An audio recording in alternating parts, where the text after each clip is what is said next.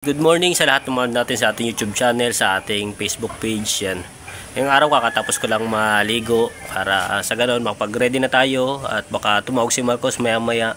So maaga pa naman, siguro mag alas 9 pa lang ng umaga at mamaya maya mag-message yun kung sakaling lalabas kami ngayon. Kasi ang alam ko may sinabi si Marcos kahapon na parang may lalakaran silang importante din para yata dun sa lupang na ano nila dito is yung lupa na nagkakaproblema doon sa kinuha nilang lote na dapat pagtitirikan nila ng bahay nagka-problema, kaya siguro kailangan muna nilang asikasuhin yun at may vlog naman kami at kung aabot pa naman siguro mamaya kung pwede pa naman lumabas at lalabas naman kami kahit anong oras kami lalabas, depende kung basta aabot pa, basta maliwanag pa kaya pa makapag-vlog. So yun, lalabas kami mamaya at para sa ganon, mapaabutan din mga dapat paabutan, mabisita yung mga dapat mabisita. Ganon naman yung ginagawa natin sa araw-araw. At yun nga, medyo napalaba lang tayo kahapon ng tulakan. Pagising ko nga kaninang maga, sabi ko, ang sakit ng katawan ko kanina. Sobrang sakit ng katawan ko kaninang maga. Gawa nga ng, yun siguro, katutulak din nung sa 4 wheels. Kasi ako lang naman yung nandun, yung pwede magtulak. Ako lang naman yung nandun. Yung isa naman, di naman pwede natin magtulakin kasi babae. So, ako lang yung nagtutulak doon. Nagbaba na lang din siya.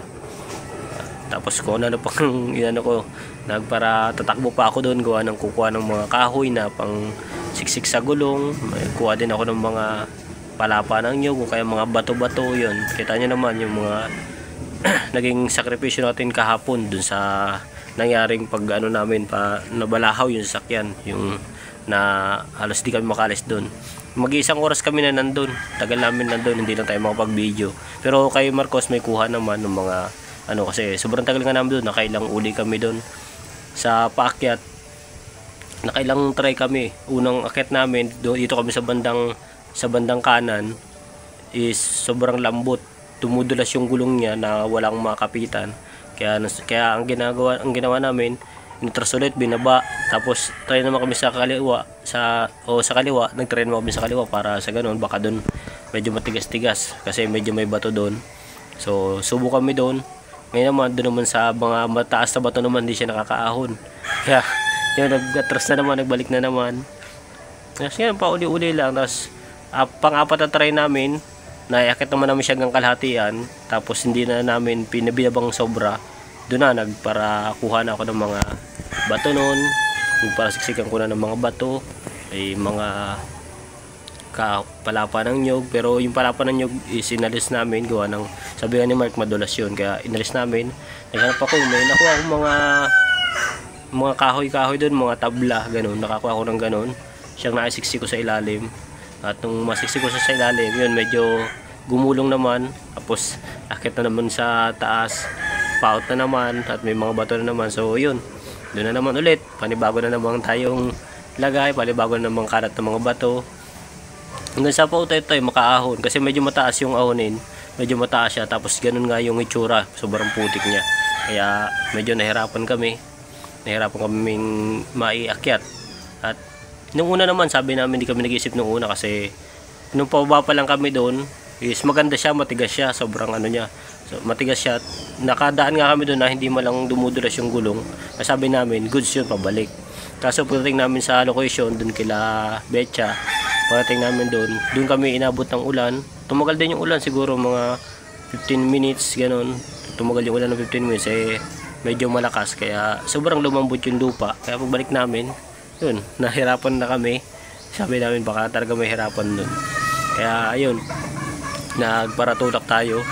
Medyo sumakit yung katawan natin, pero nakapagpahinga naman tayo kagabi. Maaga naman ako nakatulog, siguro mga alas 10 yata ako nakatulog. So napakaaga, maaga na sa akin yun, kasi ako usually natulog ako mga 12 or 1, ganyan ng oras ako nakakatulog, lalo pag minsan naatake ako kasi may insomnia kasi ako dati. Buti nga ngayon medyo okay na, samantalang dati nung may insomnia ako, halos nakakatulog ako ng mga 3, 4 or kaya 5 ng umaga. Ganung oras daw nakakatulog. Kaya salamat tayo kahit paano nababago, na utay-utay kong nababago, kasi yung insomnia ko yung gawa kasi noon sa trabaho ko dati, pag nagpapanggabi ako, yung mata ko sanay na ng panggabi, kaya madalas sa gabi gising ako kasi yung mata ko sanay na. Kaya ganun ginawa ko. Nitong nag-a-adjust na ako nung dito na yung trabaho ko sa Bicol. Paunti-unti nag-a-adjust ako para sinasanay ko ulit yung mata ko na matulog ng maaga. Pero ganun pa man, minsan talagang hindi may iwasan, nakapagpuyat pa rin. Baka ganun, hindi nga makatulog kahit patayin ko na yung ilaw, lahat patayin na yung ilaw, pilitin kong matulog na tinatanggal ko yung cellphone sa tabi ko. Kaya lang, yung mata ko, pinipilit kong ipikit siya kaso yung diwa ko gising, kaya hindi rin tayo makatulog. Kaya ngayon, ginawa ko na lang, unti-unti na naman, nakakapag-adjust naman na. Minsan may time na nakakatulog ako ng maaga, minsan talaga, pero madalas, puyat talaga. Yun yung naging natin. Kaya, ginagawa ko na lang pagka medyo napapaga kami ng uwi nila Mark, medyo natutulog ako sa hapon. Yung nakakatulog ako sa hapon siguro mga 1-2 oras para pambawi lang din sa puyat. Ganun ang ginagawa ko. Tapos pag rest day, yun, tulog ako sa hapon mga 1:00 hanggang 4:00, 5:00 ganyan. Pahinga tayo ng ganun. Kaya kahit paano nakakapag-relax ulit, nakakabawi ng puyat, nakakabawi ng tulog. Kaya yun, ganun ang ginagawa ko. Yun nga, medyo okay naman medyo wala naman yung sakit ng katawan natin. At pwede na ulit tumabas mamaya. Pwede na ulit mag-mission. Lagi naman ganun. Araw-araw naman natin ginagawa to. Sanay na. At mas masakit nga sa katawan pagka hindi kami nalabas. Kasi sanay na kami na yun, araw-araw nasa mission. Sanay na kami na ganun. Sanay na kami na pauli-uli sa mga pinupunta natin, sa mga beneficiary natin. Kaya wala na, parang na lang. Yun nga, talagang ingat na lang din talaga. Ingat na huwag magkasakit. Kasi napakahirap magkasakit. Katulad nung nakaraan na nagkasakit ako. Halos 4 na araw yata ako hindi nakasama kay Mark. Gawa nga nung yun nga, tira ng kaso ako nung time na yun. At sa naman, hindi naman siya sa ulan. Sa init naman siya, sobrang init. Nung time na lumabas kami na sobrang init, dun na medyo na ako. Parang hindi na lumabas yung singaw ng init sa katawan ko.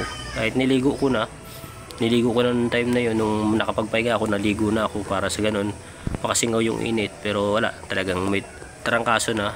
So saka uso din nung time na yun, kaya siguro tayo nagkasakit din. At uso din nung time na yun, marami din akong mga kakilala dito na may trangkaso din, mga kaibigan ko, mga kakilala, yan, marami din. Kaya yun, talagang ingat na lang talaga, doble ingat kami. Kaya nga pag nalabas kami, dala lahat ng pwedeng proteksyon. May payong ako sa bag, may kapote ako dun sa motor, may armband kami, may pamalit ng damit, lagi ako may dalang panyo. Lahat talaga ng mga pwede nating maging proteksyon, dinadala na namin. Kaya nga sabi ko, gusto ko mapaayos yung ng motor, yung kasi kailangan pa welding yung yung lalagyan ko ng top box, kasi nasira na yung sa loob nung nakaraan. Yung pinagkakabitan niya is nabungkal na, kasi yung motor ko naman is local lang, hindi naman siya ganun ka branded, Rossi lang kasi yan. Pero matagal, malayo-layo na rin, marami na rin narating nasa nagamit na lang din naman siguro. Kaya lang yun nga, hindi maiwasan naman masira. Kagaya nga na siguro kakakarga ng bigas sa likod, nabungkal na yung pinagtotornilyuhan niya, kaya hindi ko pa napapa-welding. Kailangan ko ipa-welding para sa ganun may kabit ko ulit yung top box, at para malagyan natin yun ng mga kailangan natin, mga protective natin, mga kapote. Tapos kasi yung kapote nandun lang nakalagay sa ilalim ng upuan, maliit yun, pinagsisiksikan ko lang. Kaya gusto kong mapaayos yung hulihan ng motor, yung lagay ng top box, para sa ganun medyo marami tayong pwedeng mapaglagyan. Mayroon tayong top box na pwedeng lagyan ng mga tools. Yung isa pa yun na wala akong dalang mga tools, ilan lang, may dala man ako, ilang peraso, 4 na peraso siguro. Gusto kong bumili nung tools na isang set, para sa ganun abutin mo tayo sa daan, pwede natin gawin sa daan yung kung anong masira doon sa motor.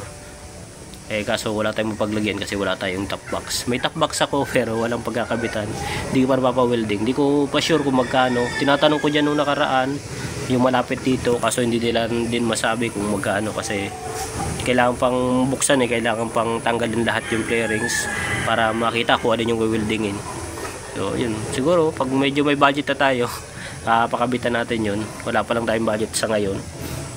Pag meron na, papakabit ko yung top box, sa ganun safe tayo lagi sa mga biyahe natin, makapagdala tayo ng mga kailangan dalhin, mga tools, at yun, helmet, gusto ko lagi nasa top box. Nung okay yung top box ko, ang helmet ko lagi nasa top box ko pagka yung ano.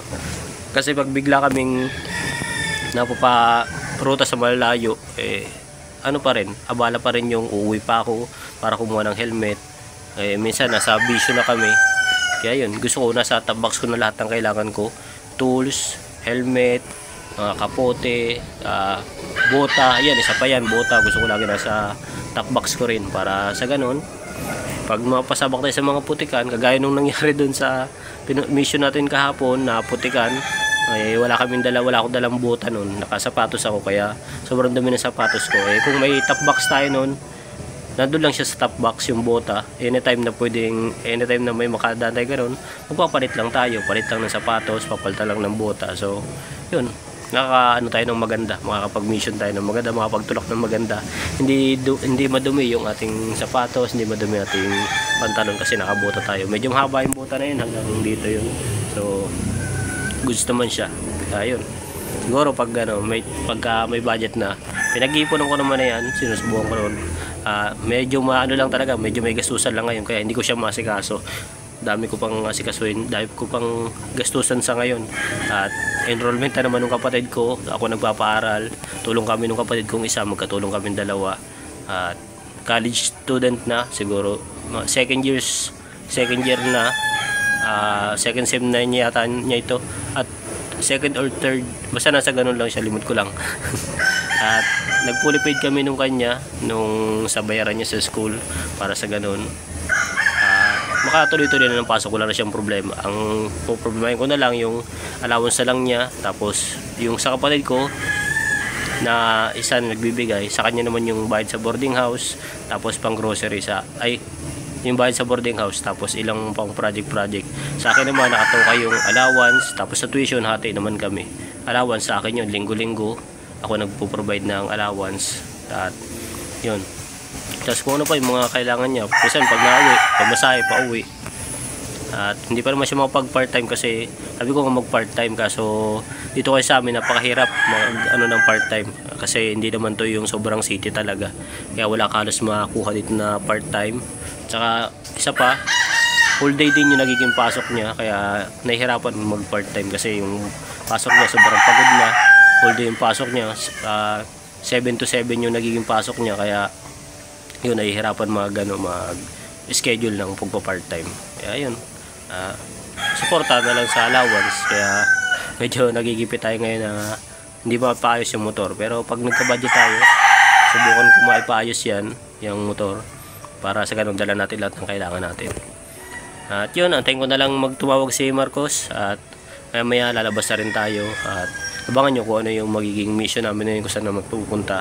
At sana maging masaya kayo sa mga ginagawa namin. Sana suportahan nyo lagi mga ginagawa namin. Kahit ganun yung lagi naming nararanasan, minsan mahirap, minsan naman, pero goods naman kasi masarap naman sa pakiramdam. Masarap sa pakiramdam na tumutulong, kaya nababaliwala yung mga pagod namin. Lalo nandiyan kayo na nakasuporta, lagi nanood sa amin. Yan, maraming salamat sa inyong lahat. At mag-iingat din kayo palagi dyan. Hindi lang naman kami, kailangan mag-iingat kayo din na mga manood namin, ng mga supporter namin. Mag-iingat kayo palagi. At kung ano man yung maipapakita naman sa inyo na mga maaari yung mapanood, gagawin naman namin yung best namin para mapaganda, kahit paano makabawas din ng ninyo, ng inip nyo dyan sa mga trabaho nyo. At yun, so yan, antayin ko na lang tumawag si Marcos. Hanggang dito na lang, at mag-iingat kayo dyan palagi, at God bless.